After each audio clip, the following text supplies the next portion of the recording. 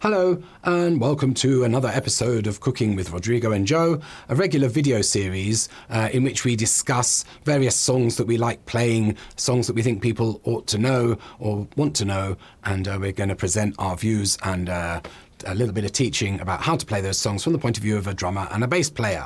In this case, I am the drummer, Joe, and this is my colleague Rodrigo, who is a bass player and guitar teacher. So what are we doing today?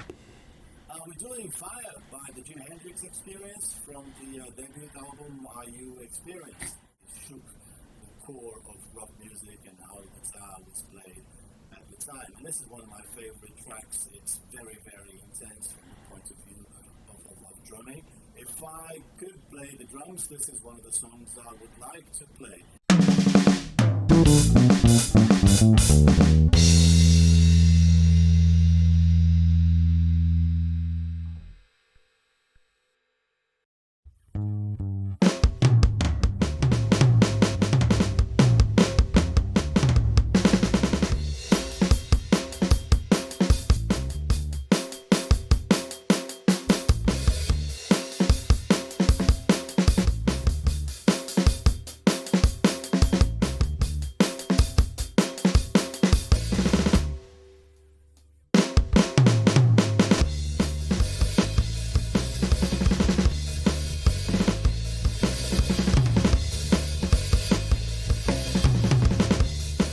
The song was recorded at Olympic Studios by Eddie Kramer, who's a very famous engineer, was there for all the seminal rock recordings of the era. He recorded not only Hendrix, but Led Zeppelin, Rolling Stones, Eric Clapton, and all the godlike beings that we adore today.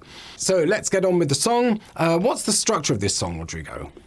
Well, we've got the intro, which is a riff. Well, I'll call it the riff because it comes back again in the middle, and I think probably not technically right to refer to it as intro again if it happens in the middle. But all right, it's just the name. So we've got the initial riff.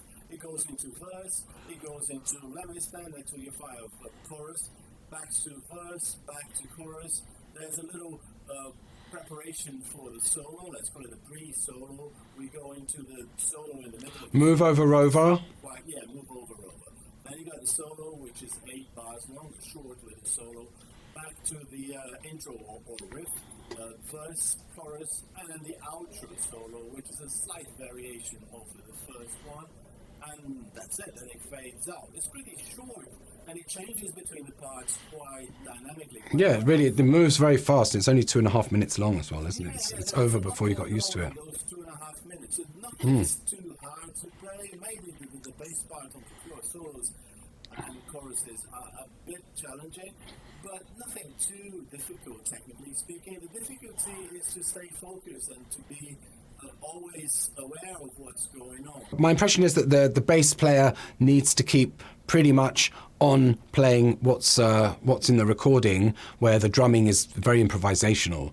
So especially because the drummer is all over the place. That's the reason why the bass should hold it together. Someone has got to stay in defense while the drummer goes all out. Let's have a look at the intro. Sometimes people listen to this and they feel a bit perplexed, or they think the timing's a bit funny, but if you look at it in the right way, it's actually pretty simple and straightforward. So what's happening there, Rodrigo? Yeah, it's a good thing you mentioned that, because lots of beginners or early students, they without being aware of the importance of counting or why we count, people tend to think that everyone has to start on the one always, and you're counting 1, 2, 3, 4 and play. But that's often not the case. Some songs will start earlier than that. So this is a case of starting on the 4. So if you go 1, 2, 3, 4, you're going to get confused because you're counting out of place and everything will be displaced. So we're actually starting on the 4th beat. These are, crotchets, back. So we're playing 1, 2, 3, 4, 1, 2, 3, 4, and 1. Yep. So Yeah. 1, 2, 3, 4, and 1, and 2, and 3, and 4, 1, 2, 3, 4, and 1, and 2, 3, and go to the verse. And that's all. Okay, cool. Actually, it is a similar story because on the verse we've got the same kind of thing where we're starting on the end of 3. So that our target note is on the 1. So the 1 is not where you start the riff, but the 1 is where you finish an accent. the riff. Some melodies will kick off with the one, some melodies will land on the one, and to be aware of that is vital to hold the groove together and not to get confused. Yeah, so that's the answer to that. Also, for the uninitiated, crotchets is the stupid English word for quarter notes. So just so you know, right? I don't know what to say. What's your? I think the stupid English words are stupid. So if you're English, you have to know the stupid English words, but there's no particular purpose for them. They're just idiotic, as far as I'm concerned. Well, I'm not English, but anyway. Yeah, but you don't have crotchets in Brazilian, do you? What do you have in Brazilian? Oh, you have the stupid terminology. So yeah, so let's talk about the verse then, Rodrigo. What's going on? Well, it's a similar sort of thing. If we compare it to the intro, it's the same kind of idea. We're not starting on the one, we're finishing it on the one. So it's important. I know I'm repeating this, but I can't it's good to repeat. Enough how important it is to count it right.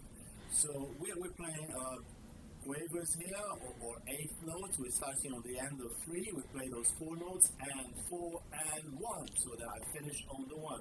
A, C, and D notes. So 1, 2, 3, and 4, and 1, 2, 3, 4, 1, 2, 3, A, C, D, D, 2, 3, 4, 1, 2, 3, A, C, D, 2, 3, 4, 1, 2, 3, 4, and 1.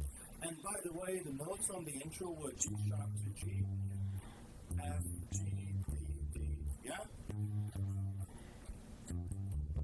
And note-wise, that's what we've got. But the notes, of course the notes do matter, but the most important thing here is when you deliver those notes. And the bass player's job in this particular song is to hold the groove together while Mitchell just goes crazy and all out improvisational. But, the most interesting bit, I think, for the verses is the drummer. In many ways, I'd say that this song is actually a drum song. I think the drums are the lead instrument in the song, and everything else is providing sort of support to that. Dare I say, even the vocals and the melody of the song. And so the whole sort of, for me, and obviously I'm very biased as a drummer, but the whole thing... It's a fair thing to say. I think it is very accurate. Few people will disagree with that. Oh, I'm sure someone enough will disagree. If you disagree, please let us know. Yeah. So so it's sort of a drums-driven rhythmic song. Mitch Mitchell sort of increases the intensity of his improvisational approach. So the first verse and chorus are kind of fairly improvisational, but he doesn't do too many fills. In the next verse and chorus, he adds a little bit more, and then in the last verse and chorus of the song, he's really driving it, playing loads of fills all over the place. But basically, the groove that he's playing is a boogaloo, and a boogaloo is the sort of famous James Brown type of groove where we play the snare on the 2 and 4 in backbeat fashion, 1 and 2 and 3 and 4 and, but we also add these ghost notes on the 2R and the 3E. That means this: 1 and 2 and a 3E and 4 and. Normally we play those notes softly. If you listen to Mitch's drumming here, he's actually driving them quite hard. At times anyway. So we've got a groove that goes 1 and 2 and a 3E and 4 and 1 and 2 and a 3E and 4 and 1 and 2 and a 3E and 4 and 1 and 2 and a 3E and 4 and. At least that's the basis of the groove. And there's so much variety in Mitch Mitchell's playing. And anyway, in that sort of period, drummers were playing a lot more freely than they do today on sort of mainstream popular recordings, if there are drummers on them at all. So there's tons of variation on it. So the way I would approach learning this song is make sure you know how to play the boogaloo, and then learn how to improvise on the verse riff and the chorus riff by just kind of jamming against the riff. And I'm going to sing it to myself. Da da da dum, cha kadung gung, cha kadung gung, cha kadung da da da da, cha kadung cha kadung dung, cha kadung da da da da, and so on and so on. And I'm going to start off just playing a very simple version of the boogaloo, and then I'm going to add some fills as I go. And you can sit and do this for as long as you like. Here we go. 1, 2, 3, da da da dum. Da da da da.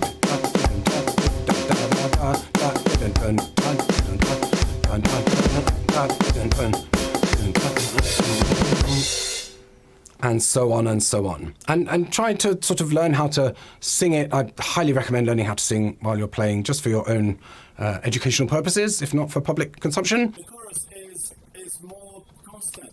Instead of having that well-placed riff that we had on the intro and the verses, now we're just flowing with what D is my target note here, and we've got chromatic approaches, which for those who don't understand what I'm talking about, it's just going one note at a time, semitones, one fret to the next. So I'm going 2, 4, 5, 2, 3, 4, 5 fret wise here, F sharp, G sharp, A, B, C sharp, and D. So I'm landing on this D here, but approaching it from below like that. Mm-hmm. And 1 and 2 and 3 and 4 and 1 and 2 and 3 and 4 and 1 and 2 and 3 and 4 and 1. And you've got that push there on the forehand, which is an important sort of inflection point. And the end of the first bar, you've got a push note just to make the groove a little bit more interesting. But it's all about that. It's pretty fast. So the challenge here is to keep the notes flowing fast enough. Yeah. But it's nothing too challenging. The challenge is to be aware of when to come back to the verse after that, because on the verse you have to start a little bit earlier. And since I'm doing this right now, I just might as well mention the solo thing, which is the same idea, 2 semitones higher. So when Jimmy goes into his guitar solo, we're going to be here.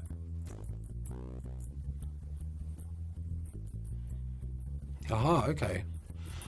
So it's the same tune played a couple of semitones up. It's the same tune played 2 semitones up. Mm-hmm. And on the outro solo, while I'm doing this, I might get as well get all the bass out of the way. He alternates between the two of them. So the final solo goes from E back to D.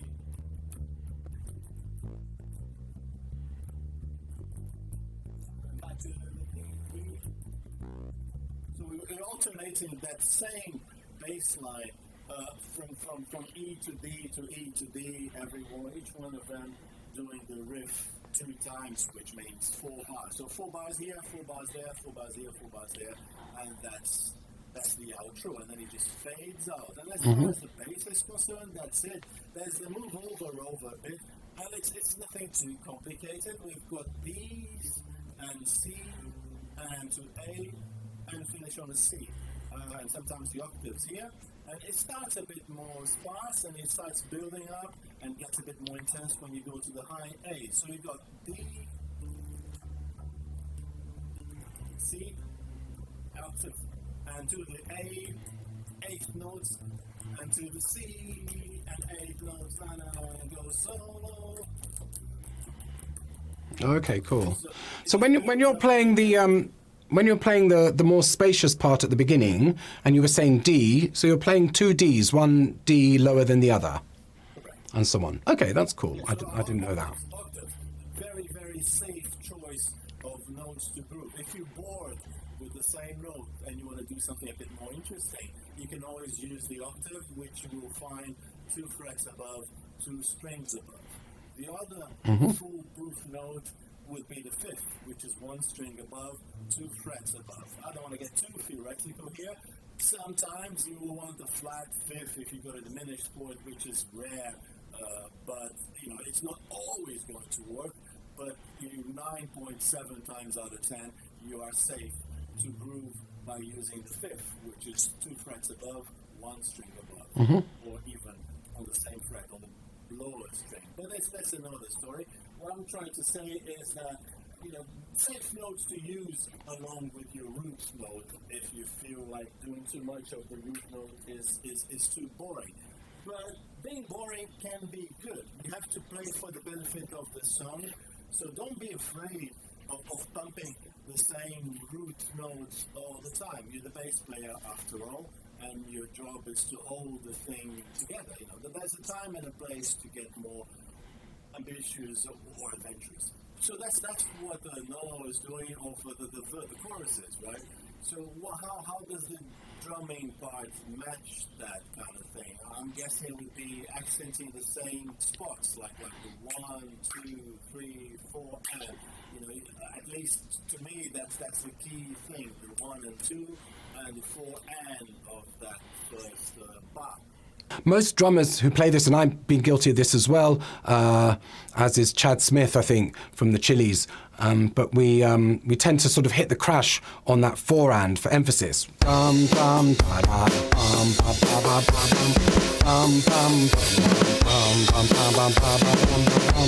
so on. But if you listen to the recording, Mitch Mitchell's actually using his cymbals very, very sparingly, and he's, playing off that push with the bass drum mostly. So it goes like this: 1, 2, 3, tune, check it out.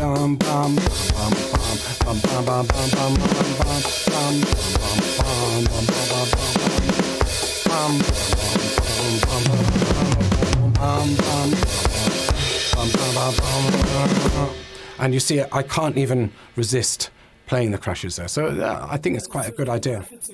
I mean, I don't play the drums, but I can see that pull, the gravitational drag wanting you to hit it. And I can hear the subtle change and the big difference that it makes. Keep in mind, the first verse and chorus, a little bit of fills. Second verse and chorus, a little bit more fills. And the third verse and chorus, you can just kind of go for it. I think that, wraps up our pearls of wisdom about this particular song. Remember to click like, subscribe, comments, share, tell your friends, hire us for lessons. And it's... and all of that good stuff. All of that stuff, yes. Yeah, get with the brainwashing. Okay, cool. Thank you very much, everyone, for watching this. We'd love to hear what you have to say about it. You have a great Christmas too. Ho, ho, ho. Ho, ho, ho. All right.